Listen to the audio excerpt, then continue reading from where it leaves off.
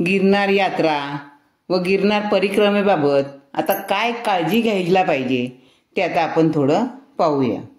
पहिलं म्हणजे काय, गिरनारला पादुका दर्शनासाठी जाताना पहिल्या पायरीवर नतमस्तक होऊन महाराजांना शरण जावे आणि म्हणावं की मला घेऊन चला।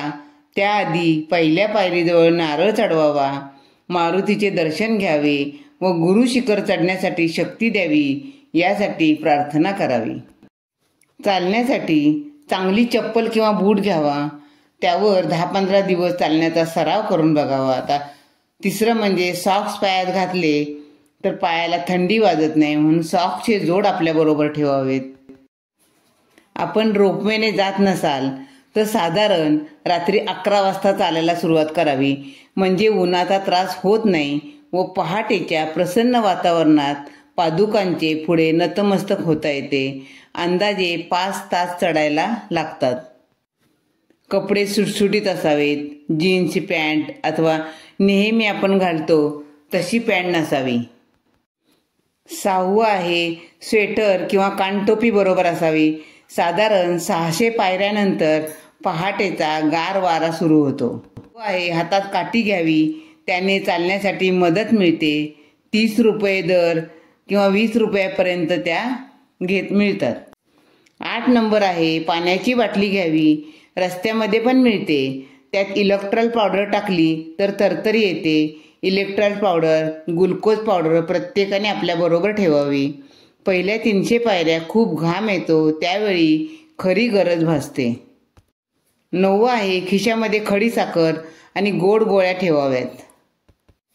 10 कमरेला पाऊच असेल तर उत्तम। सुरुवातीपासून वर पादुकांपर्यंत कुठेही टॉयलेट नाही हे लक्षात ठेवावे। ज्यांना गुडघेदुखीचा त्रास आहे त्यांनी नीकॅप ठेवावी, उतरताना त्याचा खूप उपयोग होतो। रात्री अंधारात चालणे उत्तम, त्यामुळे किती चाललो याचा अंदाज येत नाही। शक्यतो 6 ते 8 अशा ग्रुपमध्ये जावे। चढताना पायऱ्यांवर नंबर टाकलेले आहेत त्याकडे जाणीवपूर्वक दुर्लक्ष करावे। 14वं आहे प्रत्येकाने बॅटरी जरूर बरोबर घ्यावी। 2 जादा सेल बरोबर असावेत। वाटेत लाईट आहेत पण मध्ये मध्ये खूप अंतर आहे। 15वं आपल्यापेक्षा बऱ्याच शारीरिकदृष्ट्या दुर्बळ व वयस्कर लोक गिरनार पर्वत चढतात, त्यामुळे महाराजांवर श्रद्धा ठेवावी। विश्वास असेल तर दत्तनाम जप चालू ठेवावा, वेगळी आंतरिक शक्ती आपल्याला मिळते। ही शर्यत नाहीये, त्यामुळे दम लागला की बसावं, त्याने चालण्याचा उत्साह अधिक वाढतो। बरोबरच्या लोकांशी थोडी चर्चा करावी, आपला उत्साह वाढतो व श्रमपरिहार होतो। 17वं आहे उतरताना हळूहळू उतरावे। घाई केली तर पायात गोळे येतात। उतरताना काठीचा फार उपयोग होतो। पायाचा भार थोडा काठीवर टाकावा म्हणजे उतरणे सोपे होते। जमले तर उतरल्यावर पायाला मालिश करून घ्यावे, त्यामुळे थोडा आराम मिळतो।